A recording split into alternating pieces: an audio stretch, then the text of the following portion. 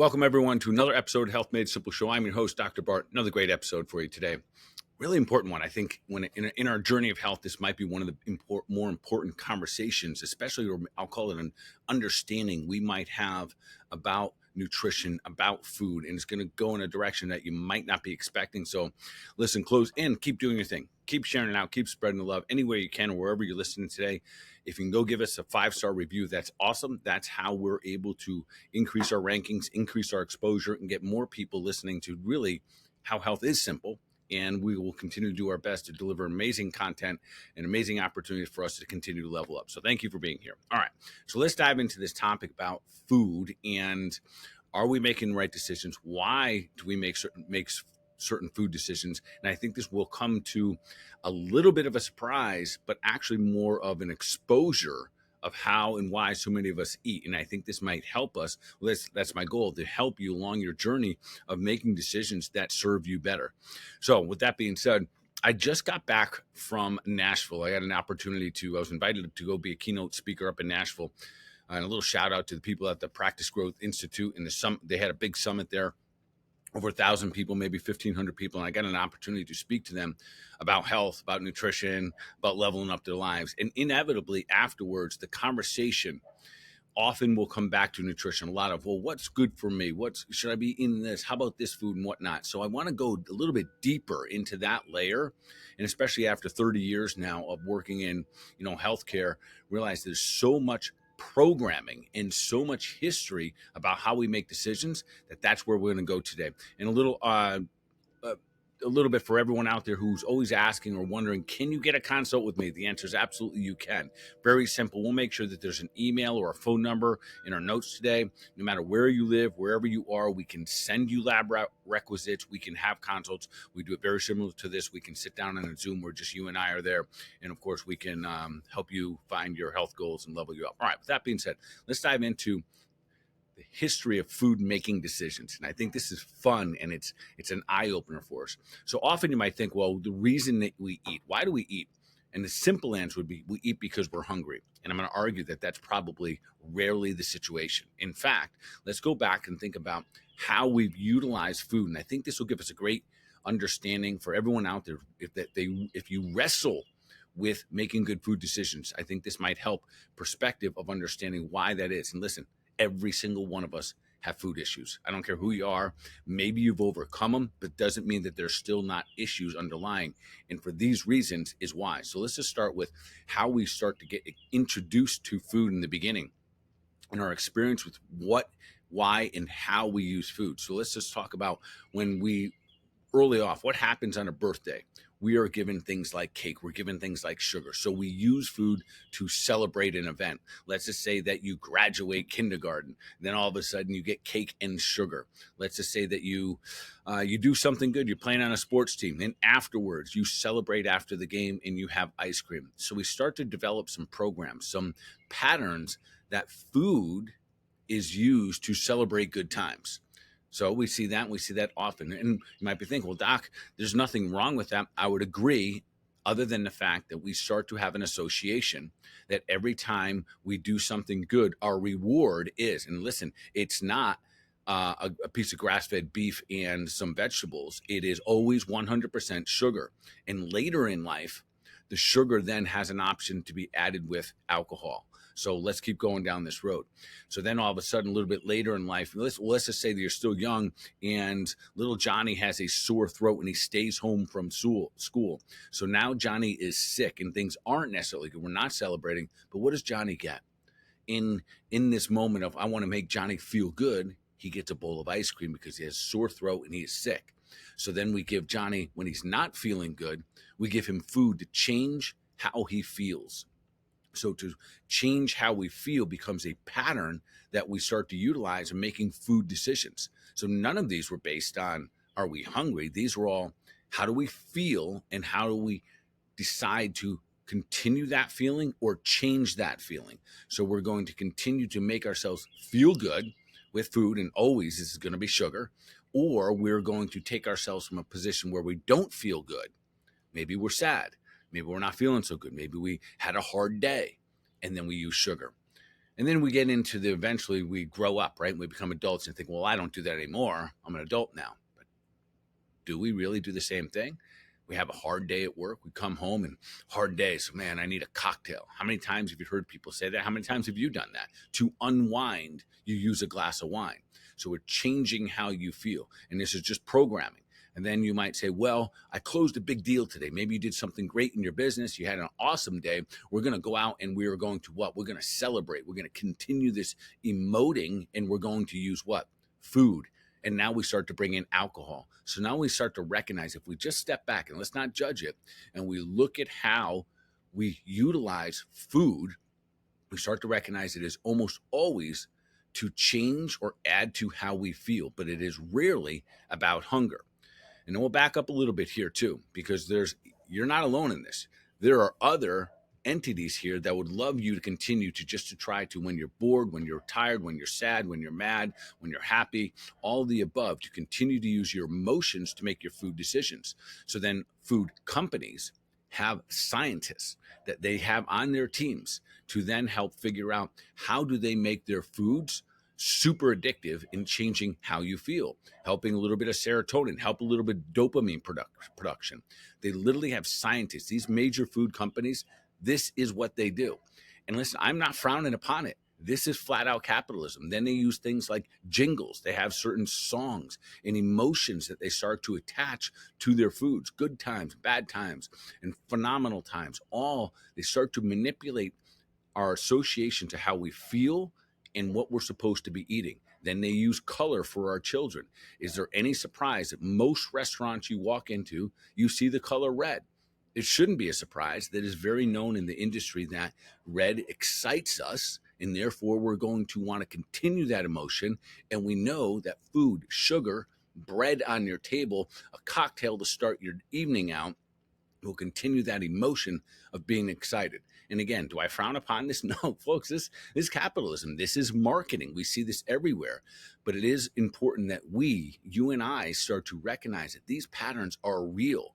I've talked many times here in the podcast about how I recognize crystal clear that I'm a stress eater. I also eat when I'm bored.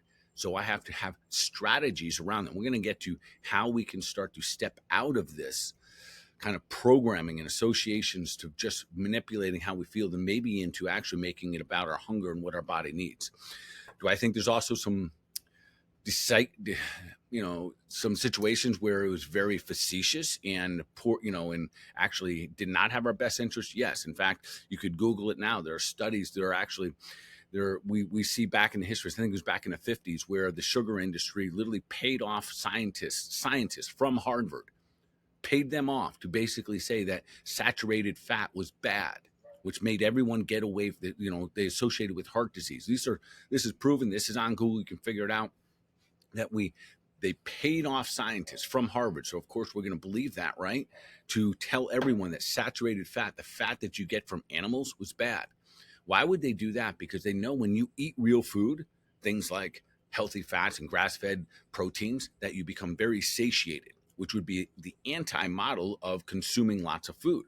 So if you become satiated, you start to clean up your diet. You're eating grass-fed burgers, you're getting some chicken, fish, whatever it may be, and all of a sudden you become satiated, and you're not continuously addicted to the next fuel source, or not even fuel source, sugar source. Then all of a sudden it hurts their model. So we know that that's there. So there are some very bad, we might call it, things taking place. And then there's just some pure out marketing systems that are out there working against us. Most of all, what I want us to recognize as I'm having this conversation with you, there are patterns here. The majority of the time that you eat, it's rare that we say things like, I'm hungry, I want to fuel my body. And that is where we can start to make the difference. If I was going to give a little bit of a conversation or a little bit of tip here, and I think this is a journey for every one of us, just the journey of saying, well, I want to lose weight. It won't be enough. It'll never be enough to get past what I just discussed there. The emotions around eating. Losing weight is always an uncomfortable emotion. So unfortunately, the more you focus on the losing of weight, it's going to wrestle with all of your emotions, which are driven to be changed by food and by alcohol.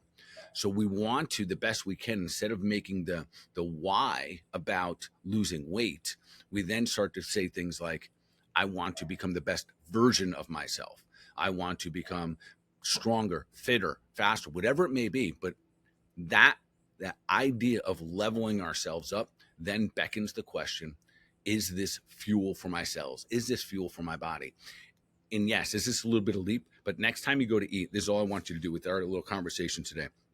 Start to ask yourself, is this going to fuel my body? You know the answer. Many of you think that you lack knowledge, that you have to listen to more things on social media. You have to do more study about what are the real foods. We know the real foods. If they come from God's garden, if it comes from a root, a plant, tree, if it walks in the garden, swims in the sea, eat it, folks. And if it does not, do not. Do not get caught up in the little nuances of, oh, is this a legume or is this saturated fat? Stop all of that. Those are good when we need to dive deeper, but the foundations, hands down, is it real food or is it processed food? Is it foods that are high in sugar, etc.? So if we just allow ourselves to start asking the simple question, is this fuel for my body? Not even asking the question hungry, because we associate hungry with changing our emotions. A lot of times when we're running out of energy, we just had a stressful day, you think you're hungry because you're exhausted, and you want to change how you feel, you want to emote differently.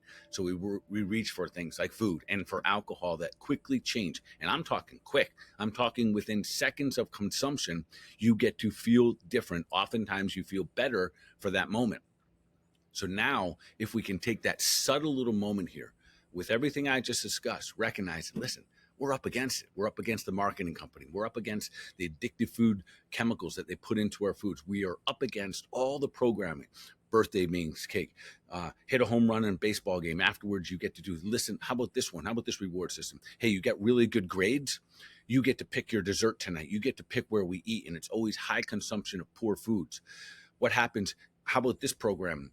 If you finish your meal, you can have dessert. And if you don't, no dessert for you. This is where it gets really challenging, because the thought, this gets a little bit on deeper, folks, the thought of not having those to some degree means you're being punished.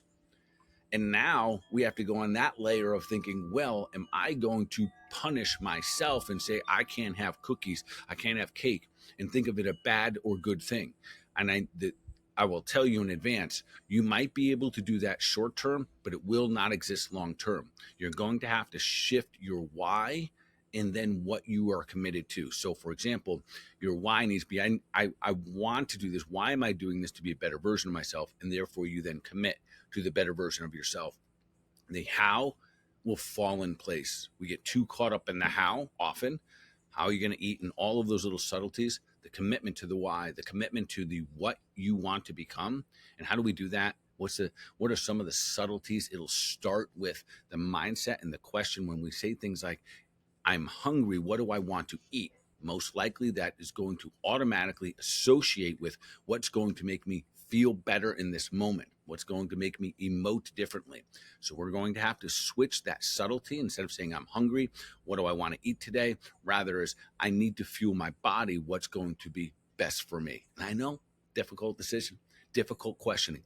And everything I just said is real for every single one of us. Every single one of us, to some degree, has been exposed to all of the programming, all of the manipulation, all of the marketing, all of the facetious marketing. All of that we've been exposed to for the majority of our lives.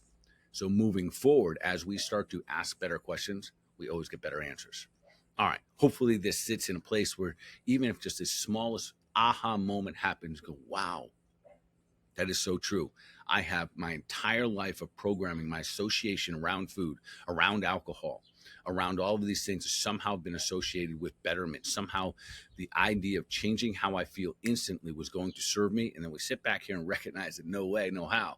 We know that all of the great things in life, our health, our wealth, our relationships, all of them, to get the best out of any one of them, best out of your health, best out of your relationships, best out of your finances, are going to require some inconvenience, some discomfort, and often, and almost always, some level of unfamiliarity. So with that being said, keep doing your thing, keep letting yourself level up, keep challenging yourself, and know it doesn't always have to be comfortable on the front end, because really what we want is the reward on the back end. All right, keep doing your thing, keep sharing it out, keep spreading love. Looking forward to having you at the next podcast. Appreciate you all. Keep making sure that you are leveling up, making sure deliberate action for your mind, your body, your overall wellness. Y'all be awesome.